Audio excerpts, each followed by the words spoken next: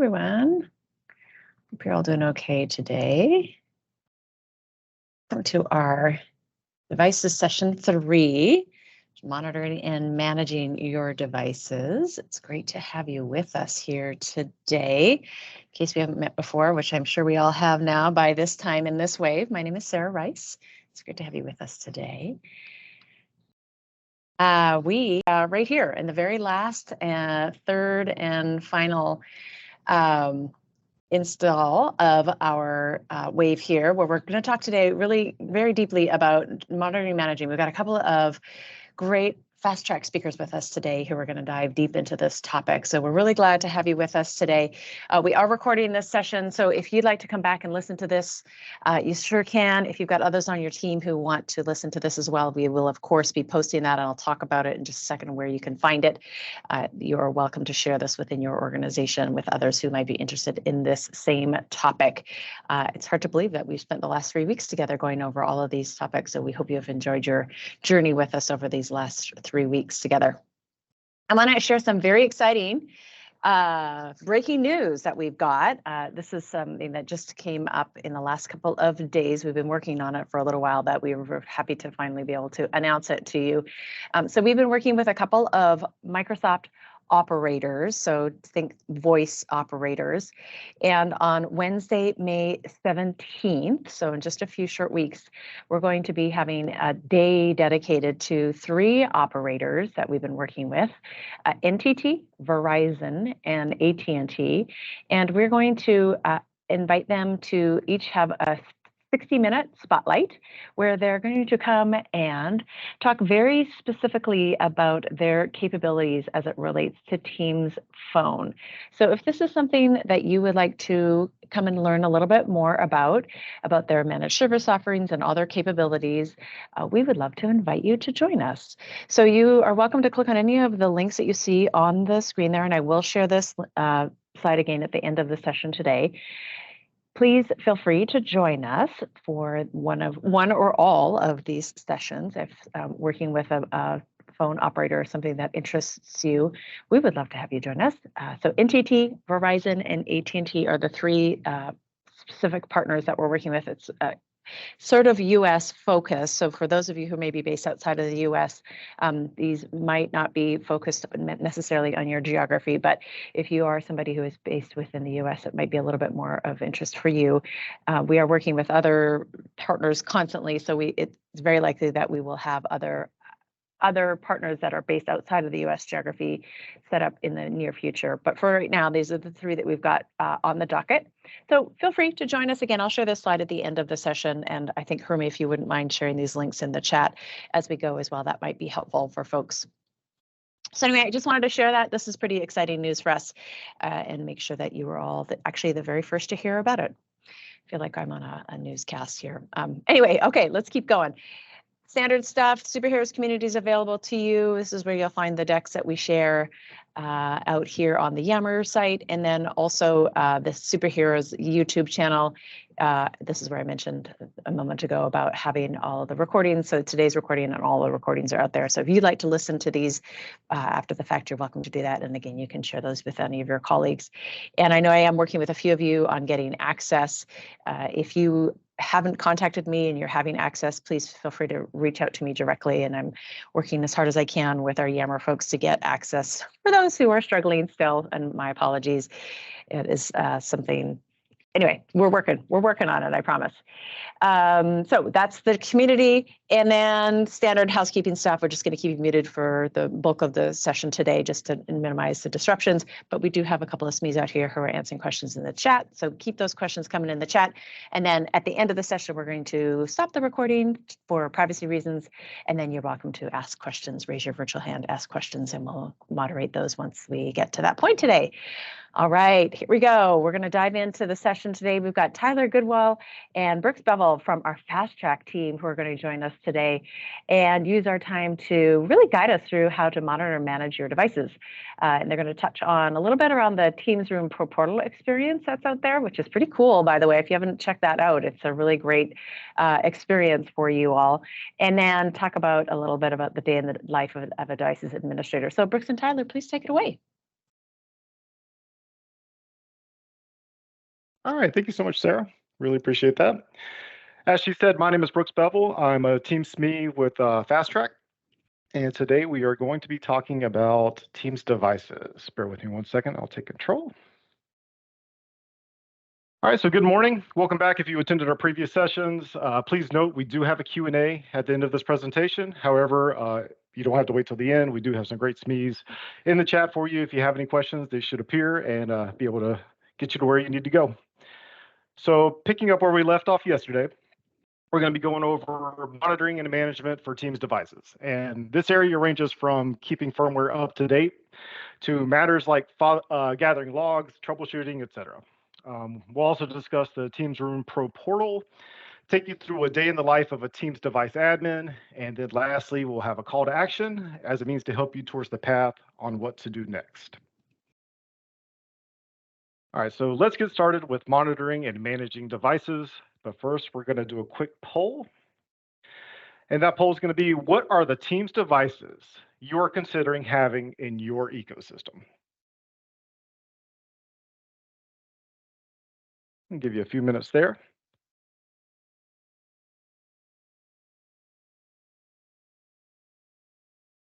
We have a lot to choose from. We have the Surface Hubs, we have MTRs, comes with panels, etc.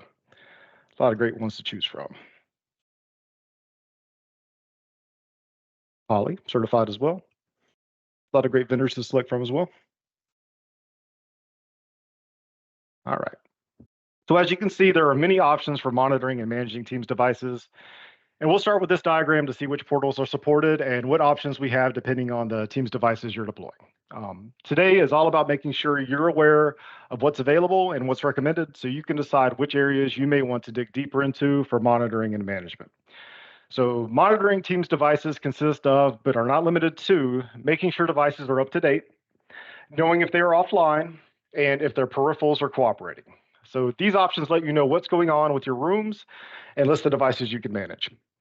We have a lot of devices in our portfolio that cater to different use cases, and we love learning about how you're actually using them day to day in your environment. So again, please don't be shy about asking that question or making that comment here in the chat or in the other community forums. We're here and we're listening, and we love having that feedback. So we're going to start with monitoring. If we start on the left with Teams Rooms on Windows, you can see here that we can leverage the Teams Admin Center, in which you have the option to enable notifications, so a channel message can be sent in Teams when a device is offline.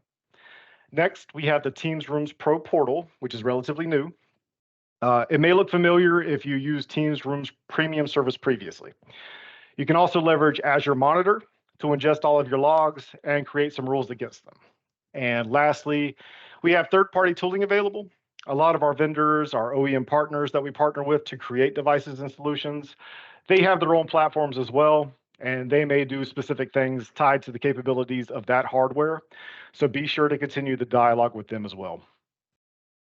Moving to the right, we have Teams Rooms on Android, and these are Android appliances. We don't have Azure Monitor capabilities, but you can leverage third-party tools. And you may notice that Teams Rooms Pro portal is grayed out. That's because it's coming soon, and that information is available via the roadmap. However, the one thing that is consistent across all devices is leveraging the Teams Admin Center for monitoring and management experiences.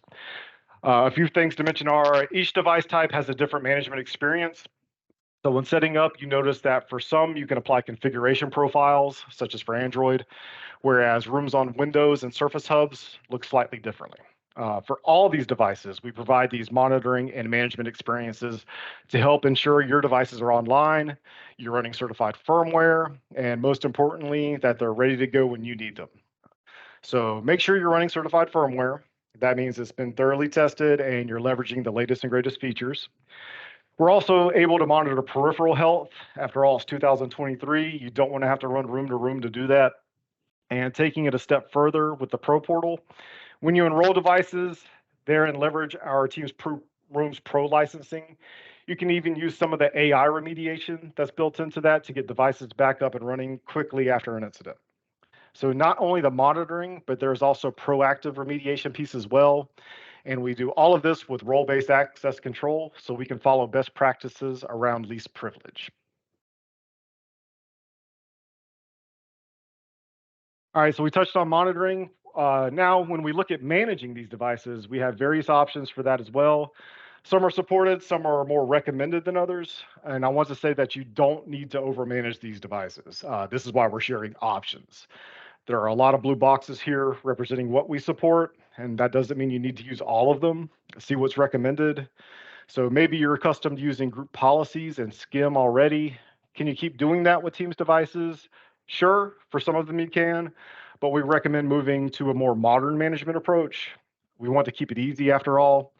And this is going to look different for every organization based on how it fits into what you're currently doing today.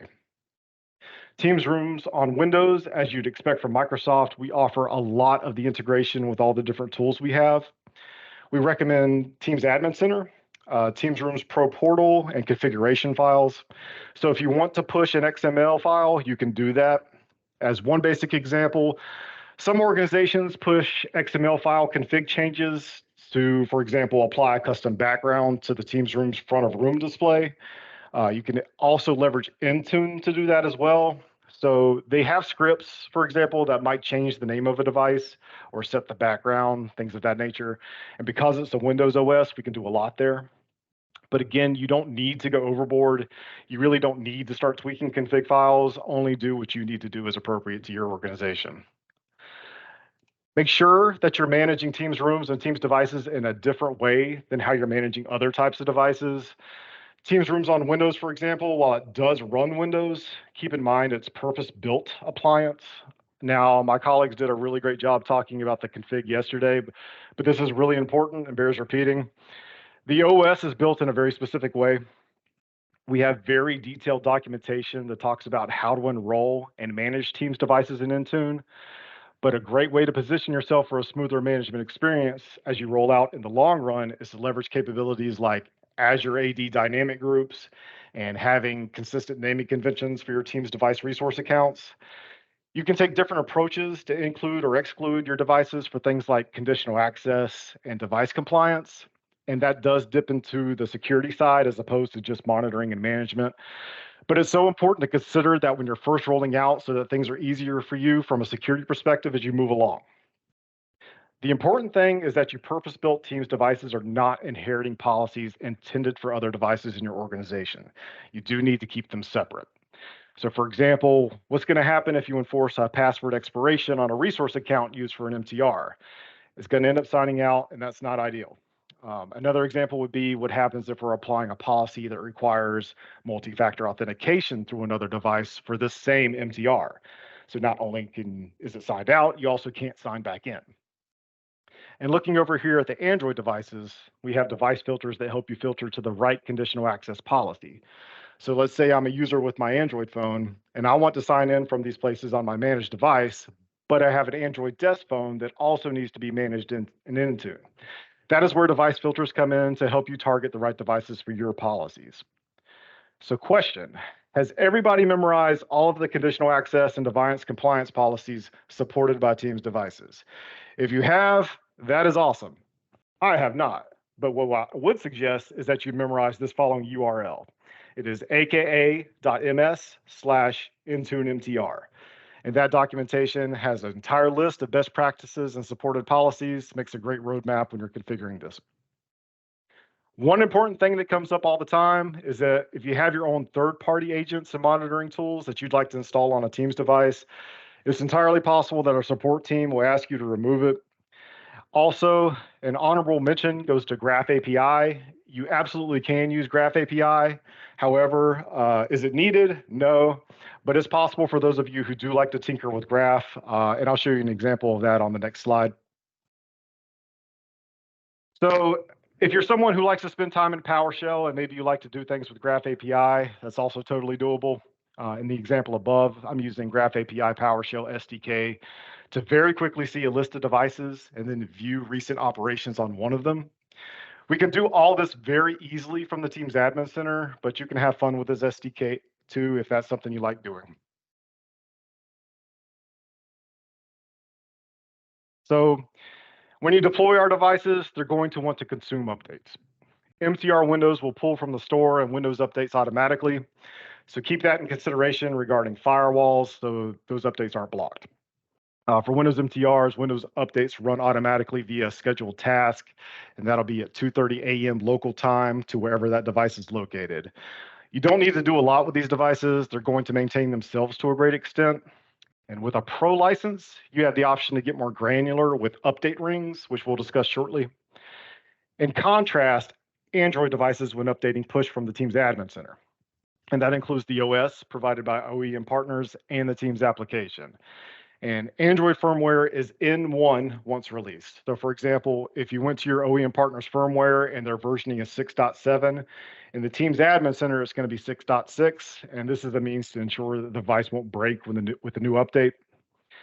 Also, these devices have the option to release updates immediately or in 30-day intervals or 90-day options. We suggest not waiting any more than 90 days as it may create issues with signing in, sign out, and things of that nature. And you may not always need an OS update, maybe just a Teams application update, and that's how you get the latest features. As for the Surface Hub, their update behavior is similar to Teams Rooms on Windows, and there are different ways to keep up with the features, such as the Teams blog and others that Tyler is going to touch on here in a few minutes.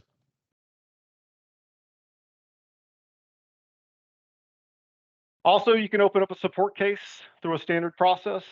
You can provide logs from your devices to support engineers so they can help you. You can download those logs from the Teams Admin Center or the Teams Rooms Pro portal. It's recommended that you go ahead and attach logs when you open the case, just to save you a little time with the back and forth with the engineer. You can even enable remote PowerShell to pull logs directly from the Windows MTRs. For some devices, you can obtain logs locally via USB. Our OEM partners also have portals and other tools for certain devices, and many of these devices have their own separate interface, whether it be CLI or web administration. I'm not showcasing that here because really we're encouraging you to simplify your approach and grab log files via the Teams Admin Center or Pro Portal for a more scalable approach to management. All right.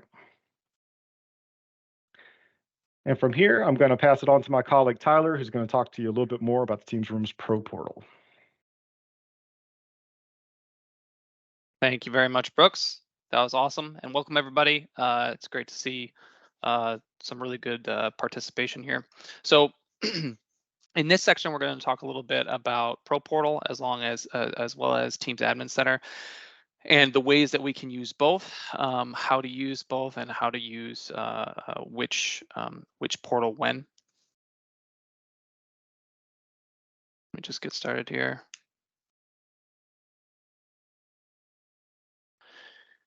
So the Teams Rooms Pro Portal, this is where a lot of the really powerful management capability and tools come into play with MTR, specifically for MTR devices with the Pro license associated with them. So it is available to any org with MTRs licensed with Pro, which is a requirement when deploying more than 25 MTRs.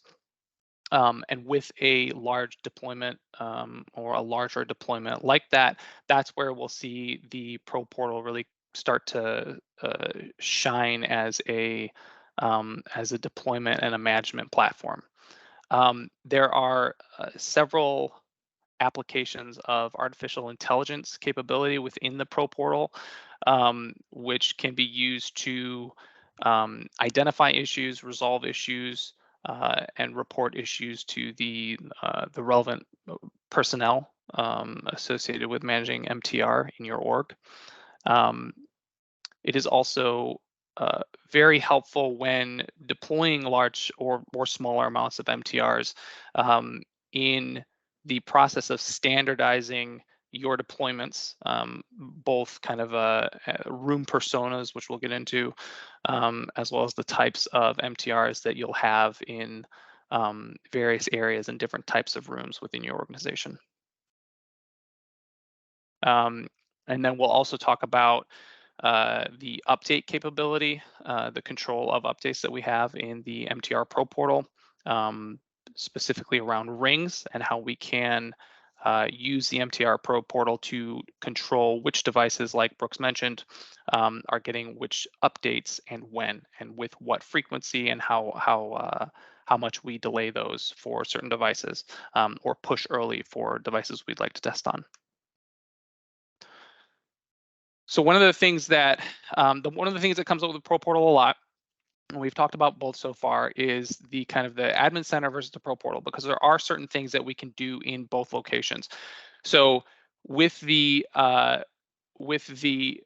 Teams admin center, it's a place that we're already using the Teams admin center for a lot of configuration and management for Teams all up, as well as for Teams devices like phones and displays, et cetera. And when it comes to MTR, a lot of the capability there is already baked into to the Teams admin center. So if there are issues that are arising that are we're getting reports of an issue in a room, for example, or a call, we know that maybe there was an issue with a call. Where do we go first to jump into that, right? The Teams admin center a lot of times is going to be the place that you want to go for that. We can pull things like real-time analytics for calls, identify issues, users involved, right? If there's an issue with a call, we can use the Teams admin center to determine whether that was an issue with a room itself, or maybe that was just an issue with a particular caller participating in the call that the MTR was facilitating. Some capability like rebooting devices is still in the Teams admin center. Call logging or device logging, pulling logs, all available in the Teams admin center. Updates for Android devices. A lot of that stuff is still going to sit in the Teams admin center, and it's a really good kind of first destination for issues or to investigate maybe potential issues with MTRs. The Pro Portal kind of is a very it offers more broad, a broader, more holistic look at MTR and the status of MTR devices in your environment. So we have things like full inventory management and room planning, building personas for rooms, deciding, okay, we know that we're going to have huddle rooms, but we're also going to have larger conference rooms, board room types, right? We can build out those templates for rooms and the type of MTR device that we want to have in those rooms in the Pro Portal, and then use it for planning a deployment of MTR. Controlling update rings. So as discussed before, there are updates coming from both OEMs as well as from Microsoft for the Teams app running on an MTR, Windows updates for devices running on Windows.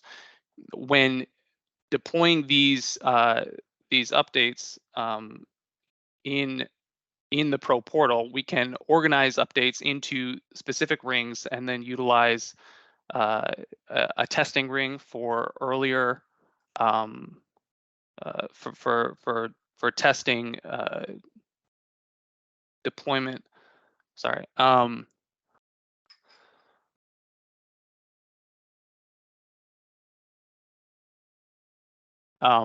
Testing rings. Sorry.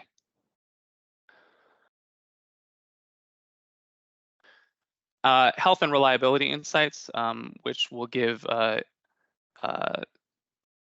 look into. Sorry, I'm lost in my notes here. Brooks, can you help me out here?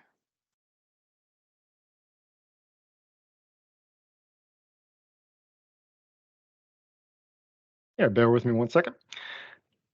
So we talked a little bit about troubleshooting and remediation, I believe. That would include automated diagnostics and automated remediation where applicable. Also, we do have a view into update management, and that concludes an automated configuration and delivery of the Microsoft Teams Rooms application based on pre-configured rings of deployment. We talked a little bit about our rings earlier, very helpful for managing your updates appropriately. And I'll give it back to you, Tyler, for the next slide. Sorry. Yeah, so I want to jump into day in the life of a device admin for MTR.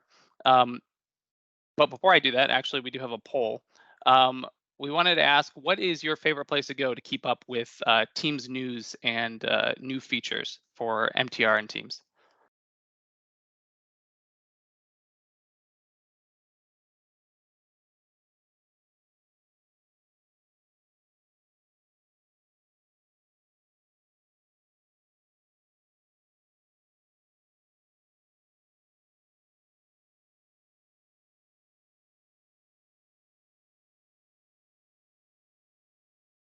And if we don't have any, if we don't have a ton, that's fine, because we will talk about them in just a moment.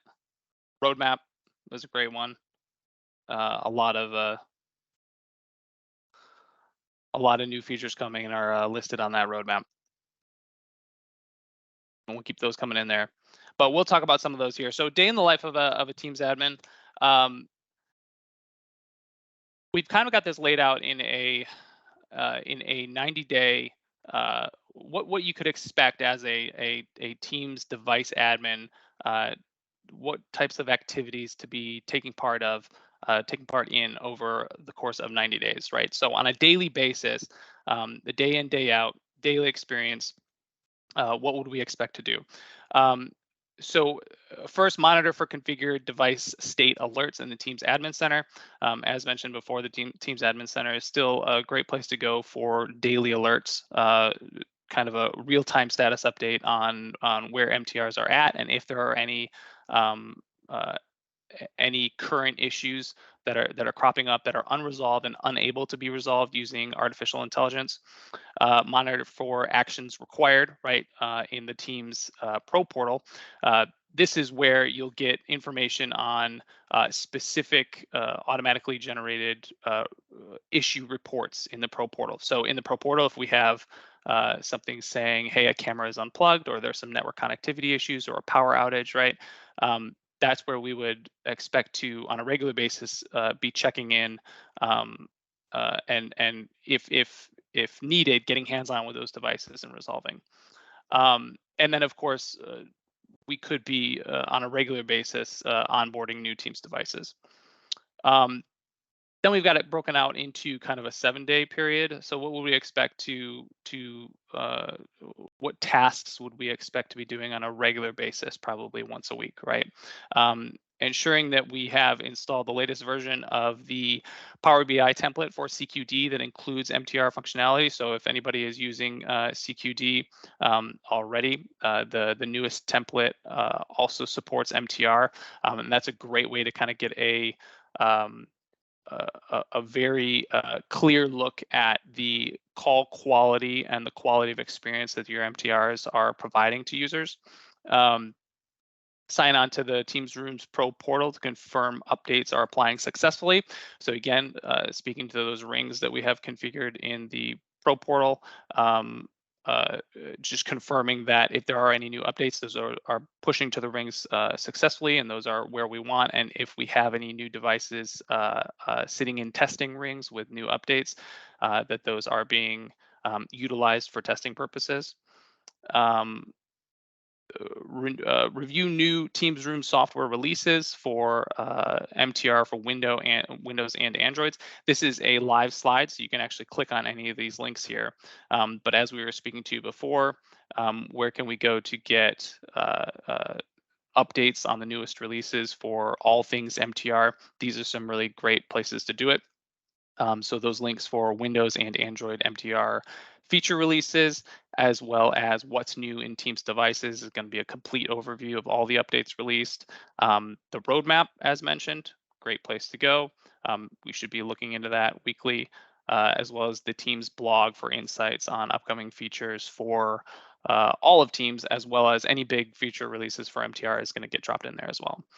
And then on a 90-day kind of period, we should expect to be getting some hands-on, or at least a up close and personal look at every MTR in the org, right? So there's a lot of reporting that will come through the Pro portal and through the Teams Admin Center, letting us know what the status of these devices are.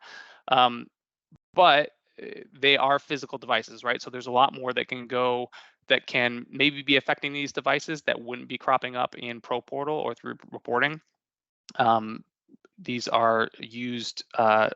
These are heavily used devices by a lot of different folks, right? People with lunches and coffee and whatnot, right? So we need to make sure the devices are actually the touch screen is as responsive as it needs to be, that it's being effectively cleaned, that the cables are not frayed, especially if it's in a room where there's a lot of movement happening. If users do have a habit of moving devices around, right, we want to make sure that all those cables and everything are in good condition. So an actual physical inspection of devices with some sort of regularity is very important. And with that, I think I'll hand it back over to Sarah. Sounds great. And I am going to take control here just very briefly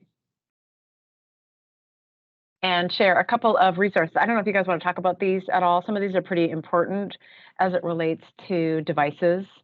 So Brooks or Tyler, do you just want to mention or call out some of your faves here? Yeah, all of our documentation can be leveraged pretty well. The Teams Rooms, one up top is really, really great. The Teams Rooms device setting is very handy for configurations. And the one mentioned earlier, aka.ms/IntuneMTR, makes for a great roadmap when you're configuring the various aspects and implementing those in Intune as well. Cool. Yeah, these are great to probably bookmark for folks. And we will be sharing, these links are clickable right now, so you can click on them as we speak. And then, of course, we'll be sharing these after the fact as well. So if you don't quite grab them right now, they'll be out on the Yammer site too. So, okay, I'm going to turn things over for our last fast track plug here. Martin, do you want to just take control of the slides, because these next slides belong to you? And we'll just give you a last little swan song here to talk about the goodness that fast track can bring to the folks that are on the line. I'm going to turn my camera and mic off and give you a chance to speak. Yeah, absolutely. Thanks again, Sarah, and thanks again for everybody for having me today. We've had a lot of really good discussions about the capabilities of Teams Rooms, Teams Phones, all the devices that are available to you, and how your organization can deploy. And if you're ready for that step, Fast Track is one of those things that is such a good benefit that everybody talks about it, because it's one of those things that's just a resource that's available to you at no additional cost. With most of the presenters here today are involved in Fast Track in some way. They might in fact be the engineers that will help you walk through these steps and help you deploy these pieces for your organization.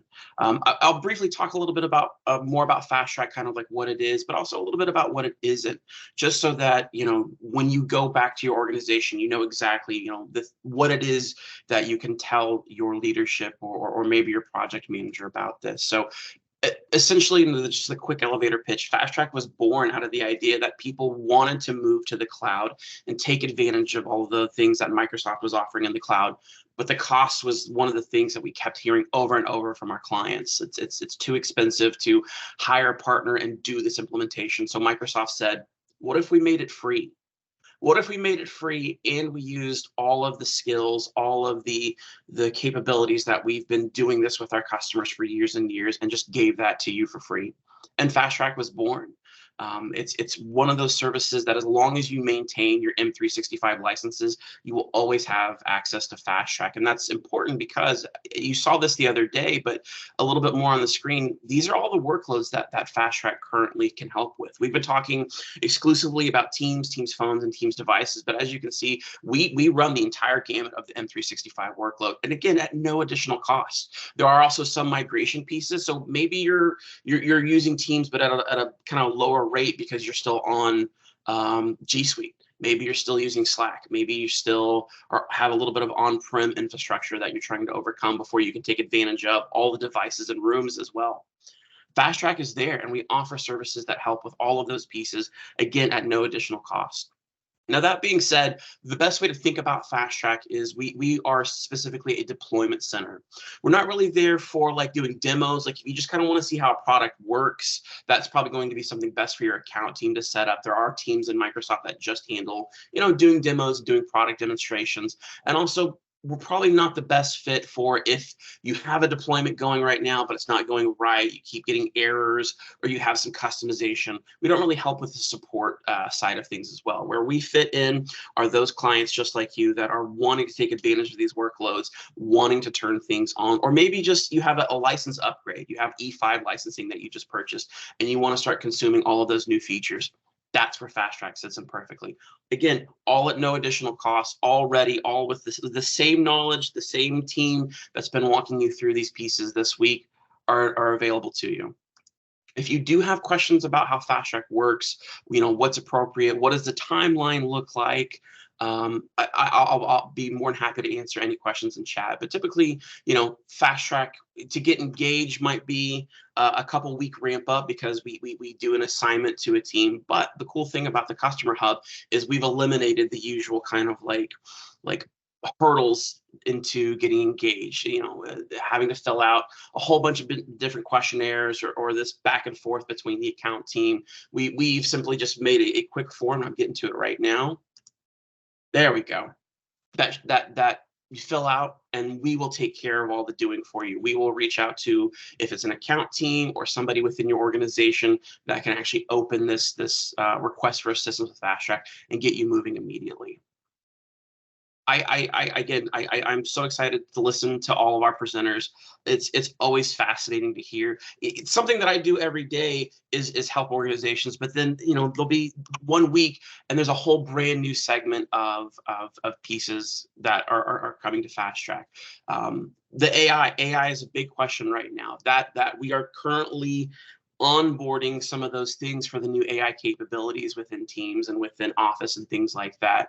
It's not live yet, but just an example of how much information that Fast Track has the ability to offer and how quickly we're trying to meet our customers' needs. So if you have any questions about Fast Track, hit me up. And if you're ready to get going, please, you can either click on the link or scan the QR code, fill out just a couple of questions, and we'll reach out to you. And we'll make this as quick and painless as possible.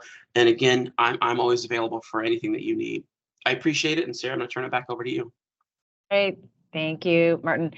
The cool thing is, as a part of the waves that we've done here for these sessions, you've been listening to a lot of Fast Track folks, so you can kind of get the sense of the caliber of the Fast Track people that you may be working with if you choose to engage with them. So I think that's really cool, just to kind of you get a little taste of what the folks you might be working with if you engage with Fast Track. I think that's great.